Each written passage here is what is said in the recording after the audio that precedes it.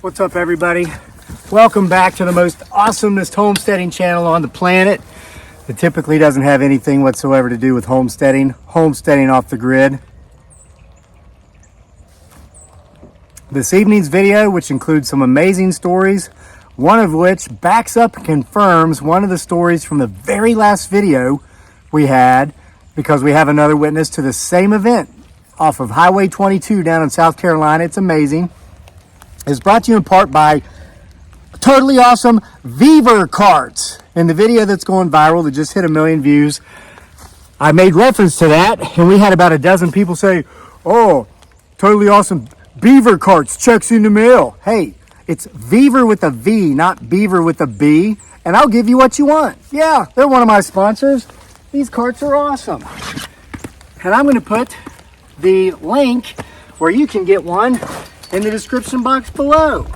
Look at how awesome these things are.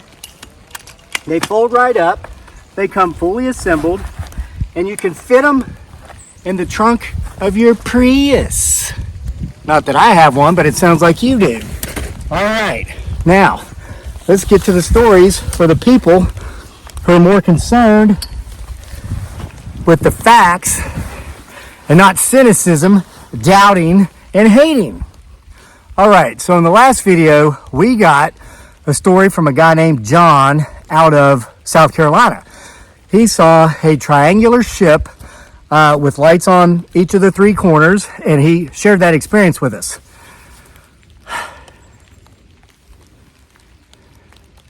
Something up there. Let's hope it's a plane. And it is raining. I'm going to show you something. You remember I shared with you this morning something I share with the youth that I coach. Losers make excuses, winners make ways. I'm still out of ink for my printer, so I've got to read these comments off my laptop, but it's drizzling, and I wanted us to be able to see the sky. Let me get us a better angle in case any strange lights show up. Got to make sure you can still see me. There we go. Well, how am I going to bring my laptop out in the rain? Well, gee, I could have made the rain my excuse to not come out here and work this evening, or I could make a way to get it done. Let me show you what I did. Or to quote Fire Marshal Bill from In Living Color in the 1990s, "Let me show you something." Dun, dun, dun. I've waterproofed my laptop with a trash bag. Why? Because these stories are getting out. Hey, I was in the infantry, 11 Bravo, hoorah, if it wasn't raining, we weren't training. So I learned early on there are no excuses that are acceptable, because the maximum effective range, according to my former first sergeant, 0 meters. Now, in line with the story we received from John, let me read you this. This email came in like an hour ago, okay? This email reads, and it's from Ethan Hodge. And Ethan is a contributor to our True Haunting book series that showcases real experiences people have had with the paranormal, UFOs, aliens, Bigfoot, Sasquatches, all kinds of unexplainable phenomena. Ethan writes, "Hello, Kevin, it's me again. Ethan, I sent you some ghost stories back in the summer. I remember them, Ethan. They were awesome. They were about that Civil War ghost soldier that walks the beaches down there in South Carolina. This afternoon, Sunday, 12/29/24, which is today as of this reading, I was watching your latest video and the last story from a man named John, and at the end he mentioned the direction in which the craft was flying, which was in the direction of my home. Listen, and guys, this is why I am ecstatic, guys and girls, that you're sending me your stories so I can be your voice, because once again, it's strength in numbers. Listen to this. We're all confirming each other's stories, like Specialist Anonymous did this morning when he confirmed my experience in Iraq about the tracers coming in, but going straight down before they could hit us and do any damage. Ethan continues. I also live in South Carolina beside that highway, Highway 22. I live on the other side in the area of Anor. I am 10 miles to Conway to my south. Conway is where John was located and where he was having his experience.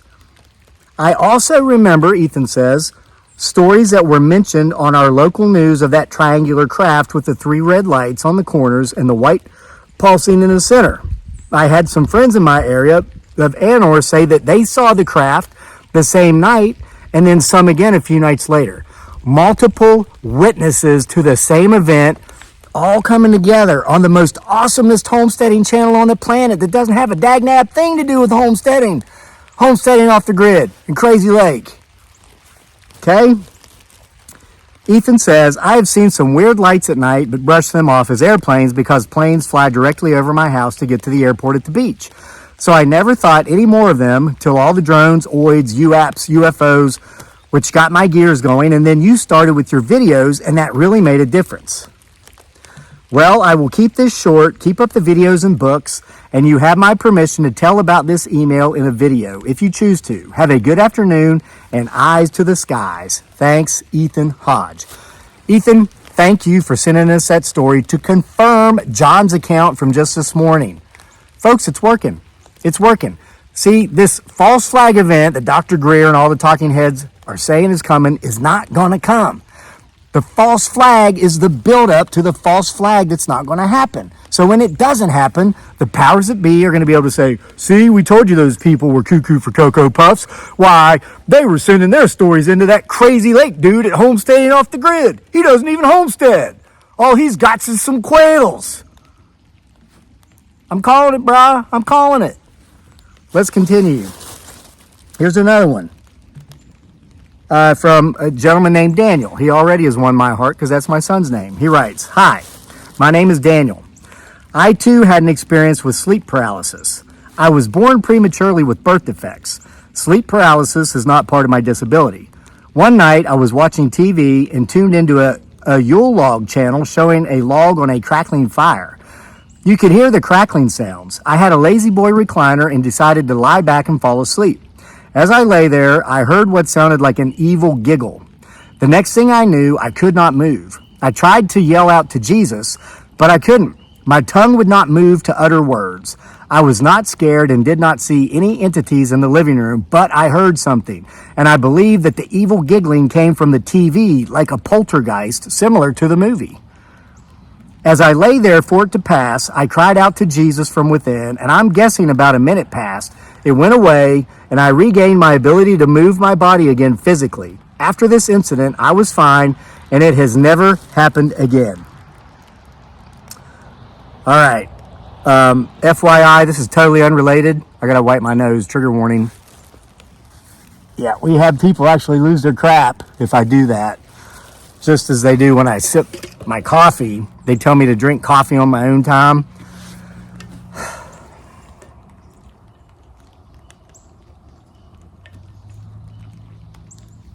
All right, we got any Yellow fans on here, or Yellowstone fans?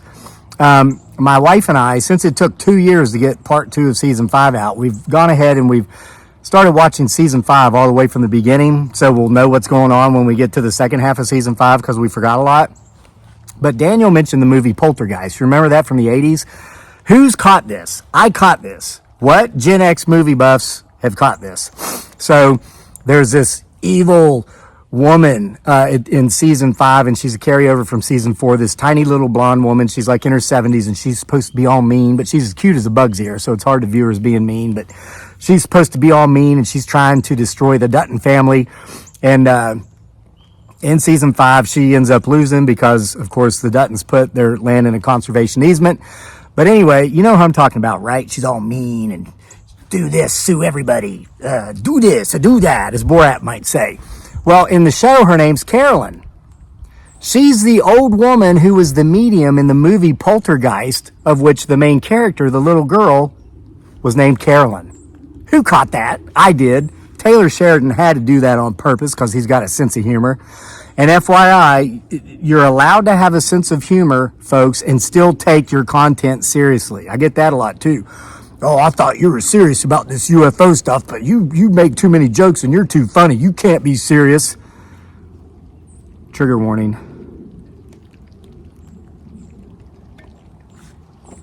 On with the stories, because the rain is coming. Not worried about the laptop. It's in a trash bag, but I'm not. All right. This is from a neighbor of mine. I don't know her, but she doesn't live far away. This is from Liz Hunt, the next county up from me here in Central Virginia. Liz writes, hello. I saw something strange back in the 80s. driving down the road from Orange to Culpeper, both towns in Virginia.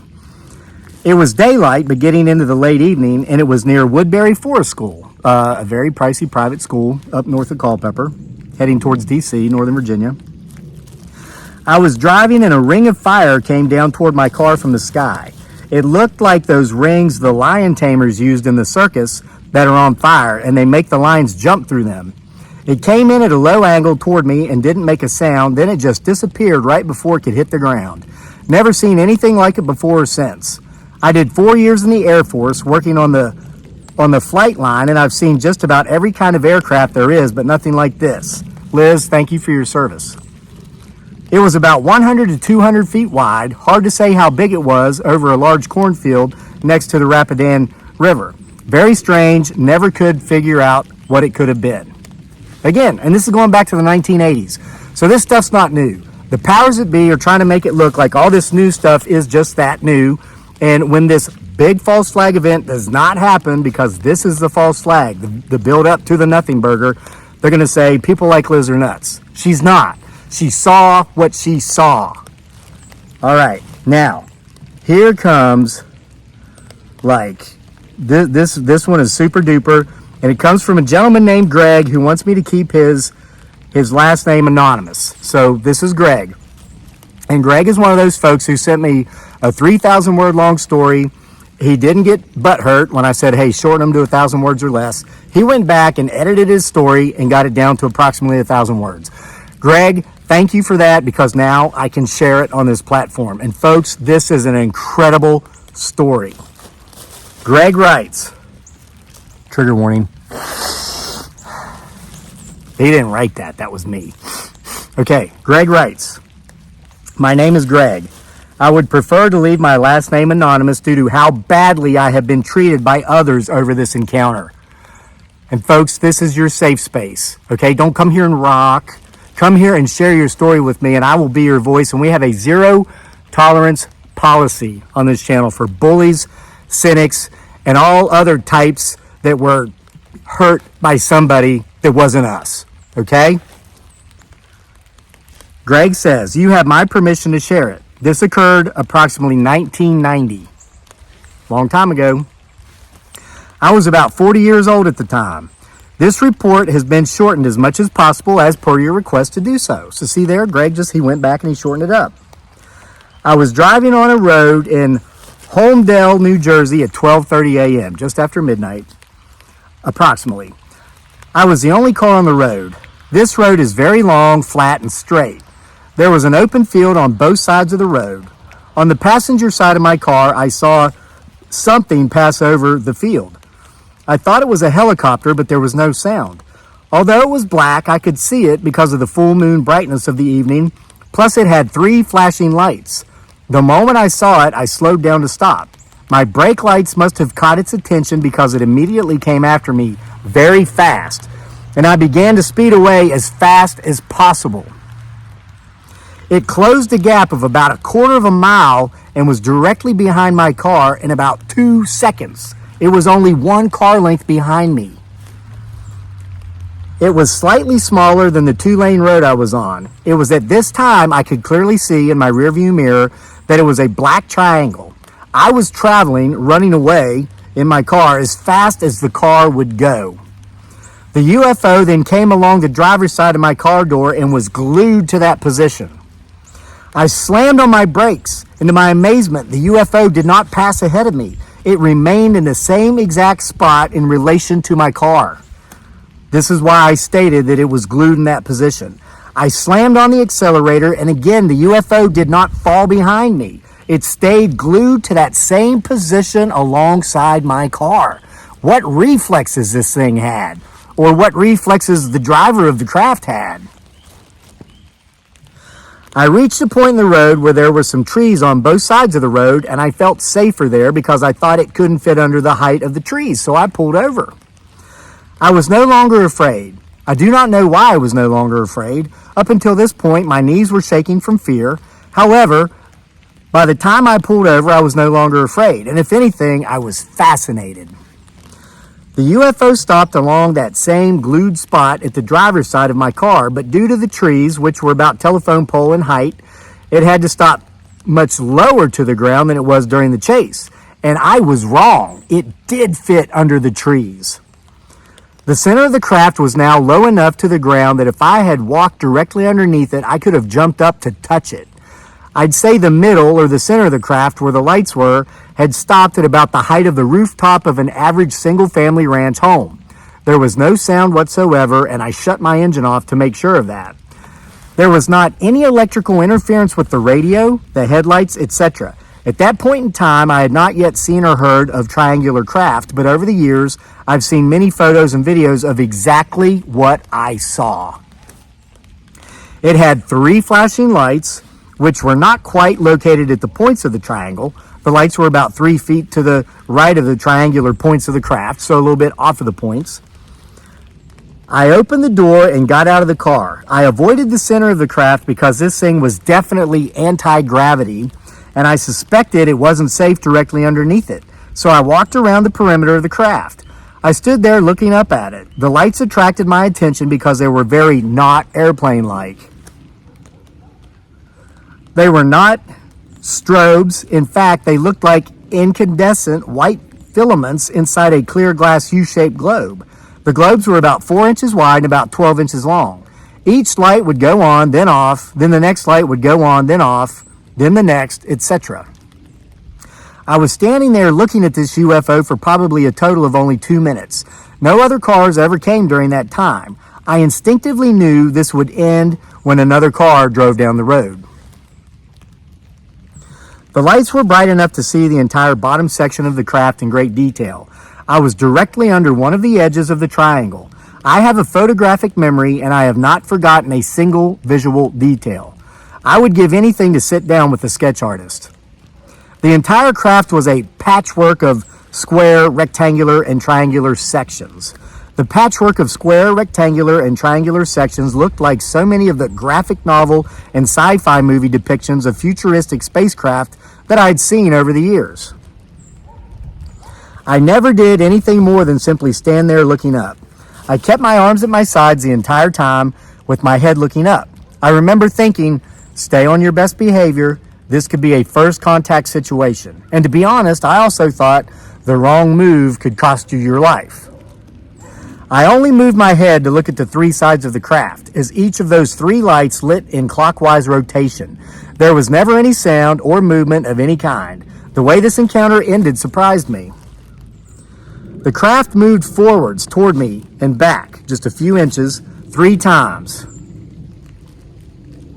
I understood this meant get out of the way, and as I walked back out into the street, I could see a car heading in that direction far in the distance.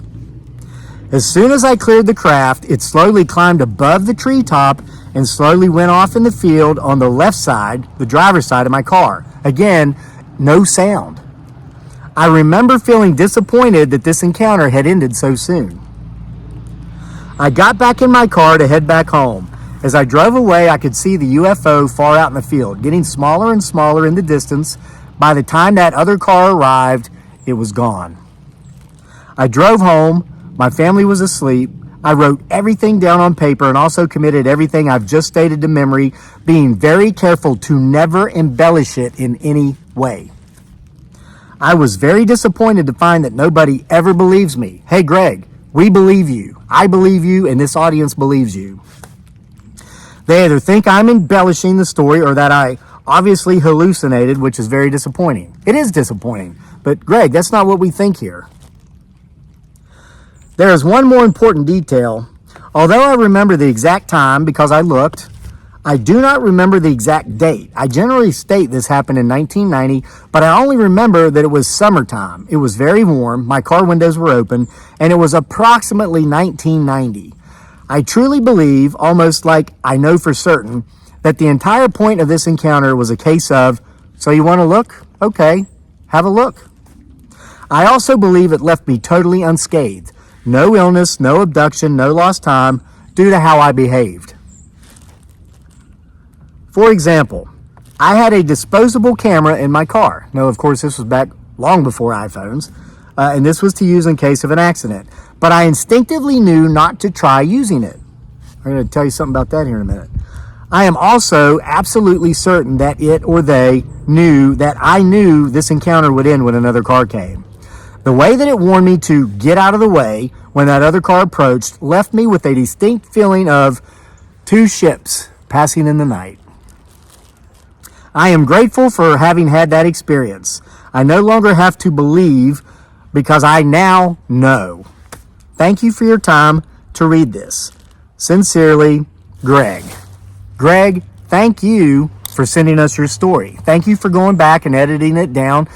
Greg's a good writer. I didn't have to do any editing to that, but folks, don't let that hinder you from sending me your story. I don't mind, cleaning things up a bit to make it readable and tellable. Not a problem whatsoever. But what I was going to tell you, Greg mentioned he was on his best behavior. He didn't have his camera.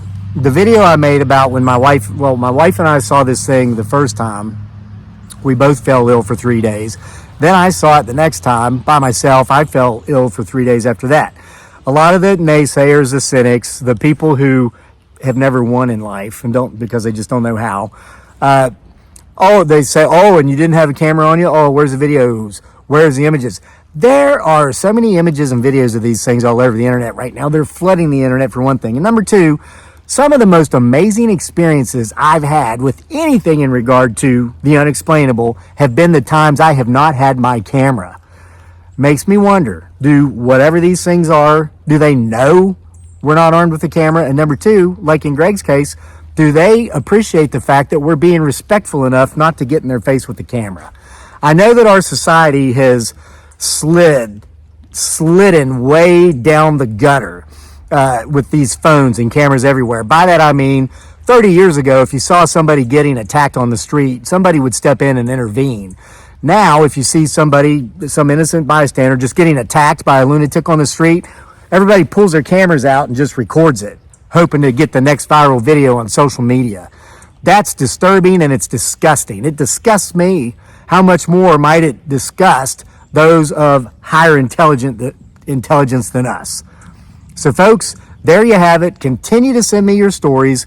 crazylake@mail.com. I will continue to come out here and be your voice, giving you your safe place.